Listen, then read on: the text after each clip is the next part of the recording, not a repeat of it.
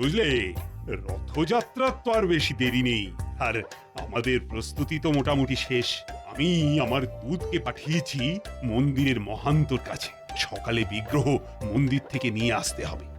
কোন সময়টা প্রশস্ত এটাই ও জানতে গেছে। গোপাল, এই রথযাত্রায় তোমাকে কিছু বিশেষ দায়িত্ব দেব। ধন্যবাদ মহারাজ, আমি সর্বদা দায়িত্ব নিতে প্রস্তুত মহারাজ। ওহ, মহারাজের এই গোপাল প্রীতি আর গেল না। দায়িত্ব মানে কুপিয়ায় আধুনিকে ভালোই কাটিয়ে দিল। মন্ত্রী, তুমি অতিথি অভ্যাগতদের আপ্যায়নের বিষয়টা দেখবে। ও তোমার সাথে এই কাজে সভাকবিও থাকবে। তা সভাকবি, এই উপলক্ষে একটা চমৎকার কবিতা রচনা করো দেখি।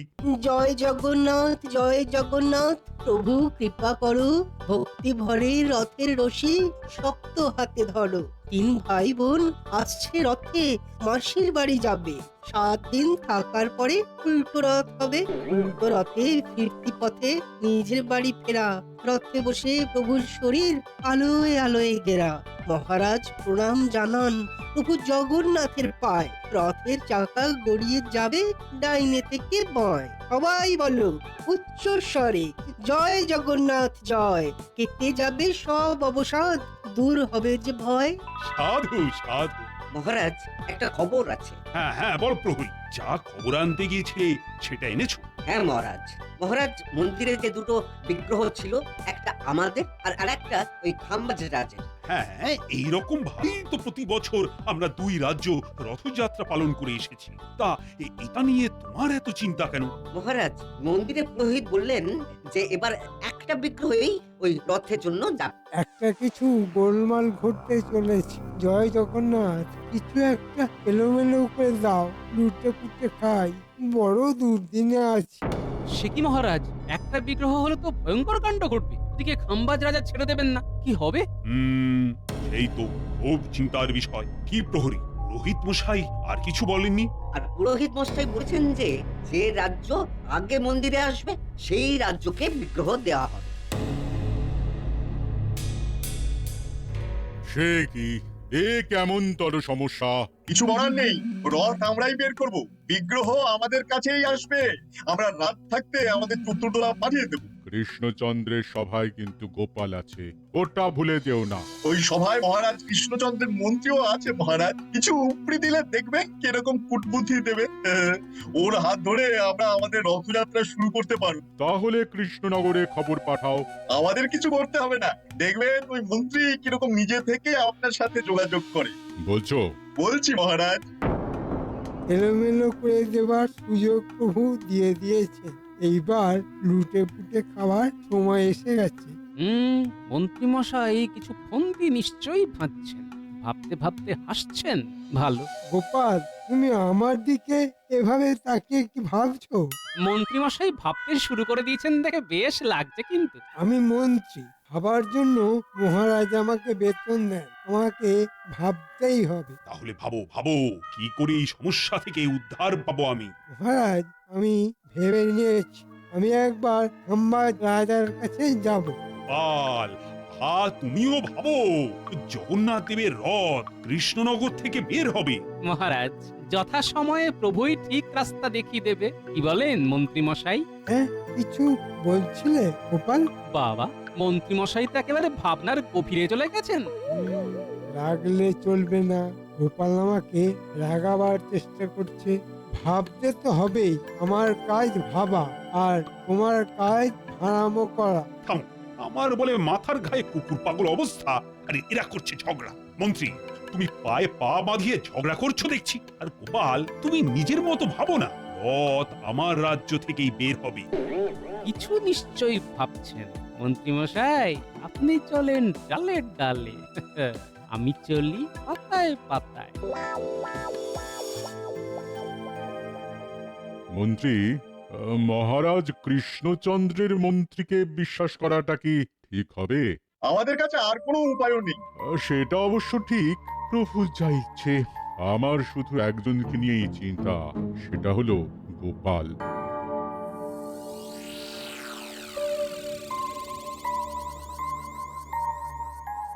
সবাই চলে গেলে আমাকে বটা ঘটার বাড়ি যেতে হবে। কি মন্ত্রী মশাই, আপনি হঠাৎ দাঁড়িয়ে পড়লেন, ঘরে যাবেন না?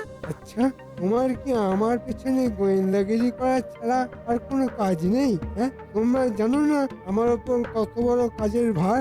হ্যাঁ, তা তো দেখতেই পাচ্ছি। কাজের ভারী একেবারে নুয়ে গেছেন। কি যে হচ্ছে ছাই, খামোখা লড়ছো কেন? মন্ত্রীমশাই, আপনার সাথে তো গোপাল কোনো খারাপ ব্যবহার করেনি। গোপালের এই আগবাড়িয়ে কথা বলা একদম ভালো নয়। ঠিক কথা। গোপালের এই স্বভাবের জন্য গোপালকে ধমকানো উচিত। হ্যাঁ, ঠিক আছে মন্ত্রী মশাই, আপনি আপনার রাস্তায় যান, আমিও আমার রাস্তায় যাচ্ছি। গোপাল গেল রেগে, ছোট্ট ভীষণ বেগে। আমিও চলি, এই মন্ত্রীমশাই চললাম। বাঁচলাম। এবার পণ্ডিত আর সেনাপতিটা গেলে হয়। কিছু ভাবলেন মন্ত্রীমশাই? একদম ফাঁকা না হলে আমি ভাবতে পারি না। তোমরা সবাই চলে গেলে তারপর আমার ভাবনা শুরু হয়। যাবে?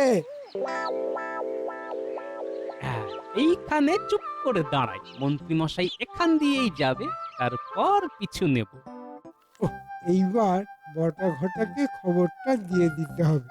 কিছু একটা তো করবেই, দেখি কোথায় যায়। হ্যাঁ, যাওয়ার জায়গা বলতে তো সবেধন নীলমণি বটা ঘটা, কিন্তু মন্ত্রী মশাইয়ের মাথায় কি ঘুরছে সেটা আমাকে জানতে হবে। ওই তো যা ভেবেছি। ভেবে নিয়েছি। এবার এই ভাবনাগুলো যথা জায়গায় পৌঁছে দিলেই আমার কাজ শেষ। ওই তো বটা ঘটা বাড়ি এসে গেছে। না, এই গাছের আড়ালে লুকিয়ে যাই। মন্ত্রী মশাই ঘরে ঢুকে গেলেই বাড়ির কাছে গিয়ে কান পাতব। বটা ঘটা বাড়িতে আছি নাকি? কি ব্যাপার মন্ত্রীমশাই? কথা আছে, ভেতরে চল। ঘটা কোথায়? ভেতরে আছে। ওই তো ওরা ঘরে ঢুকে গেল, এবার চট করে জানলার কাছে যাই।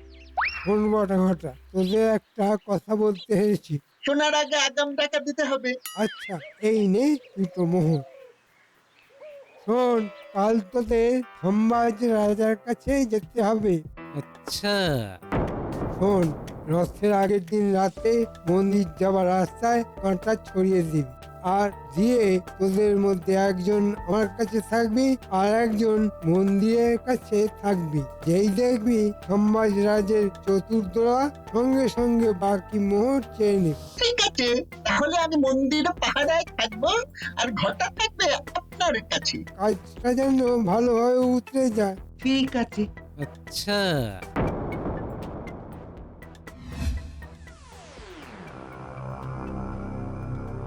বলো কি সংবাদ? কৃষ্ণনগর থেকে মন্ত্রী মশাইয়ের দুজন চর এসেছে।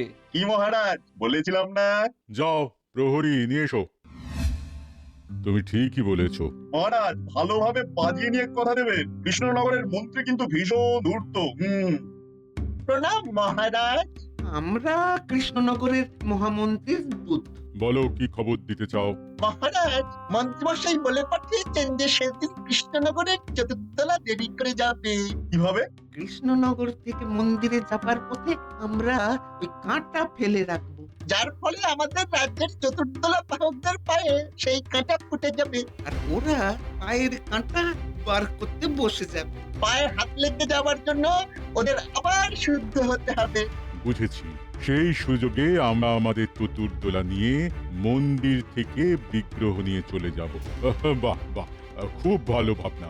মহারাজ, আমাদের মন্ত্রী মশাই আমাদের হাতে এই কাজের জন্য ওই আগাম ওই অগ্রিম কিছু দিতে বলেছেন।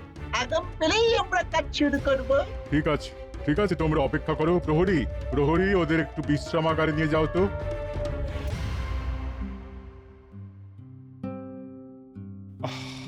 রথযাত্রার সব আয়োজন প্রস্তুত, কিন্তু একটা দুশ্চিন্তা খচখচ করছে। আমরা বিগ্রহ নিয়ে মন্দির থেকে সবার প্রথমে আসতে পারবো তো? দুশ্চিন্তা করবেন না মহারাজ। এবারে কৃষ্ণনগর থেকে রথ আর বের হবেন। ডান হাতটা খুব চুলকাচ্ছে।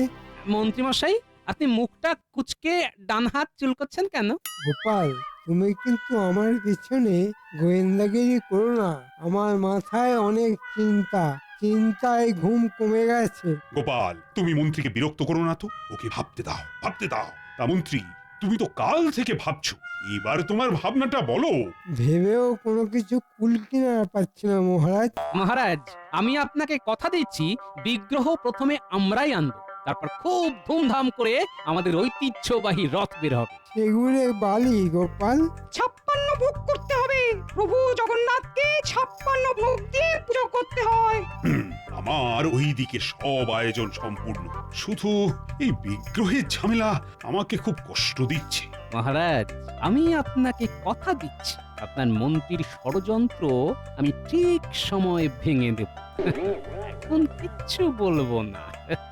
আমি খুব চিন্তার মধ্যে আছি, আমি, তোমাদের রানীমা, আমরা সবাই খুব চিন্তিত। না, আজ আর আমার সভাতে মন বসছে না, বুঝলে। আজকের মতো সভা এখানেই শেষ। বিজ্ঞানী, তোমার সাথে আমার খুব দরকার আছে। কি ব্যাপার বলো তো গোপাল? বিজ্ঞানী, মন্ত্রীমশাই ষড়যন্ত্র করেছেন পথে কাঁটা বিছিয়ে আমাদের চতুর্দোলা যাতে মন্দিরে না যেতে পারে। কি সর্বনাশ! আমি একটা পরিকল্পনা করেছি, আমাদের রাজ্যের চতুর্দোলা মাটির নিচ দিয়ে যাবে, এইরকম কিছু যন্ত্র করা আছে বিজ্ঞানী। আছে, নিমেষে গর্ত খুঁড়ে রাস্তা তৈরি করা যায় এমন একটি খোঁড়ার যন্ত্র আমার কাছে আছে। ব্যাস, রথের আগের দিন তোমার কাছ থেকে ওই যন্ত্রটা আমি নিয়ে নেব। এবার চলো তোমার বাড়ি, আমাকে যন্ত্রটা কিভাবে ব্যবহার করতে হবে একটু দেখিয়ে দেবে। চল। খুবই সহজ, একটা বোতাম আছে লাল রঙের, সেই বোতামটা টিপে দিলেই পাখা ঘুরতে থাকবে আর আর মাটি কাটতে থাকবে। বাহ, খুব ভালো, সবই প্রভুর ইচ্ছা। জয় জগন্নাথ।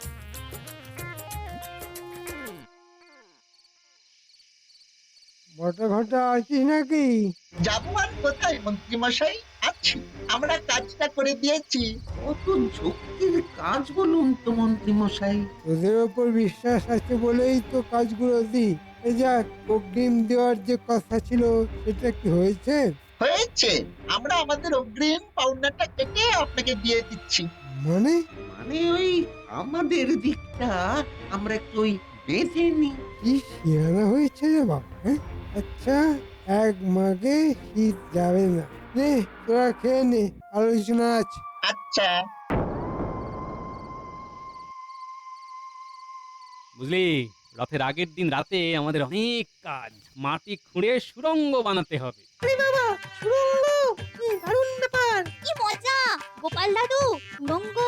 হ্যাঁ, সুড়ঙ্গ।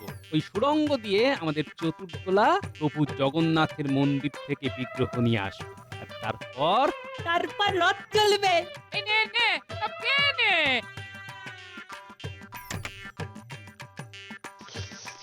সবার জন্য পাপড় ভাজা নে। একটা ছড়া শুনবি? শুনবে দিদা? ও গোপাল দাদু, শুনবে? শোনা। রথ চলেছে পথের মধ্যে দিয়ে, মন্ত্রীমশাই দাঁড়িয়ে আছে কানে আঙুল দিয়ে, তার সামনে বটা ঘটা নাক খত্তায় মাঠে, গোপাল দাদু নাগরা পরে রাস্তা দিয়ে হাঁটে। বাহ বাহ বাহ বাহ, দারুণ বানিয়েছিস তো। দাঁড়া, তোর কথা আমি আমাদের সভাকবিকে বলবো। আমার সোনার চাঁদ নাতি নিয়ে একটা কথা মাথায় রাখবি, প্রভু জগন্নাথের ইচ্ছে ছাড়া একটা পাতাও নড়বে না, যতই কলকাঠি নাড়াও।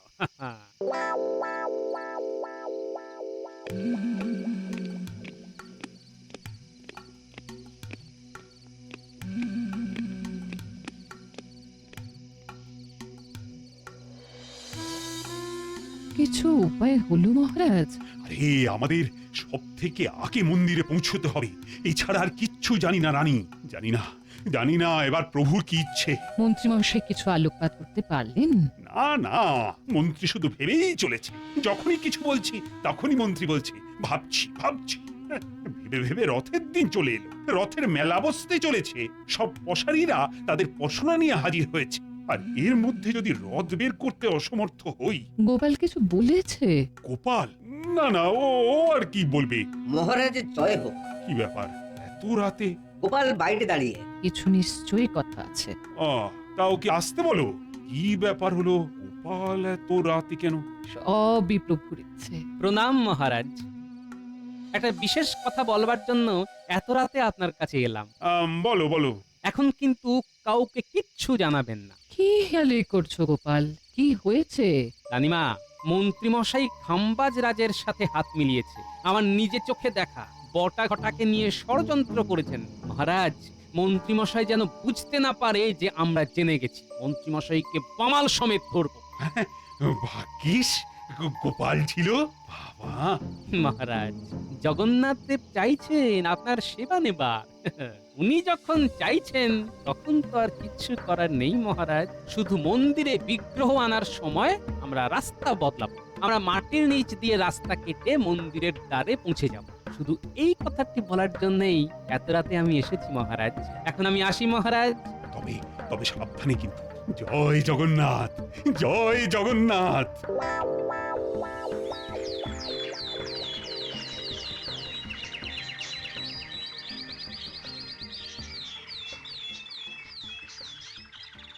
মন্ত্রীমশাই, কাল রাত পোহালেই তো রথযাত্রা।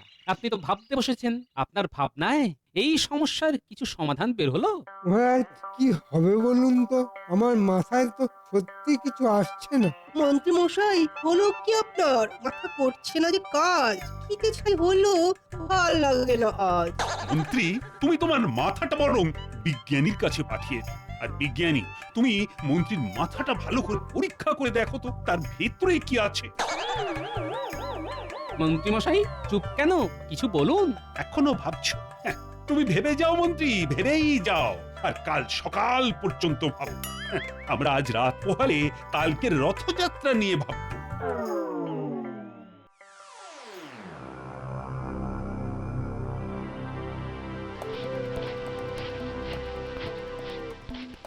ঘটা ঘটা, তাড়াতাড়ি কর।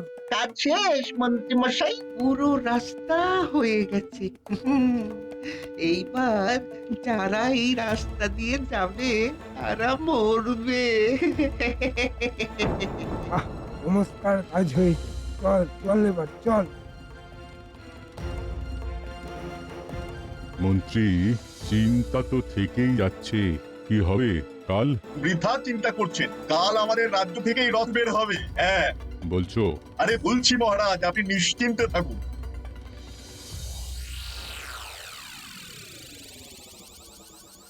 বাহ বিজ্ঞানী, কি সুন্দর জিনিসটা। একটা বোতাম টেপা আর ঝটঝট মাটি কেটে গর্ত করে রাস্তা তৈরি হয়ে যাচ্ছে।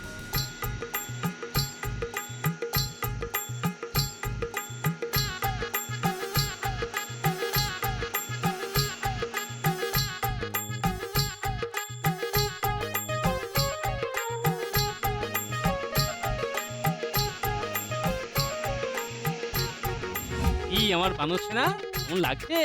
দারুণ লাগে। তাহলে গোপাল দাদু, কাল আমাদের রাজ্য থেকেই রথ বের হবে। আরে আবার চিন্তা করছিস কেন?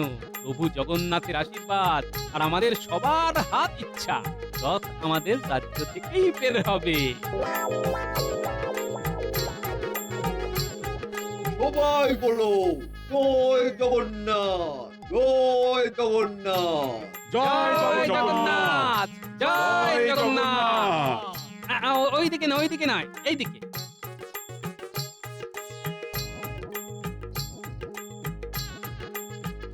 এই সুড়ঙ্গ ধরে সোজা হাঁটো। এই সুড়ঙ্গ একেবারে মন্দির পর্যন্ত গেছে। পুরোহিতের সাথে কথা বলা আছে। তোমরা ওখান থেকে বিগ্রহ নিয়ে সোজা আমাদের রথতলা, ওখানে কীর্তন হবে। হ্যাঁ, সব ভালোই ভালোই মিথ্যে হয়। ভাববেন না মহারাজ, যার শেষ ভালো আর সব ভালো। তোমরা যাও।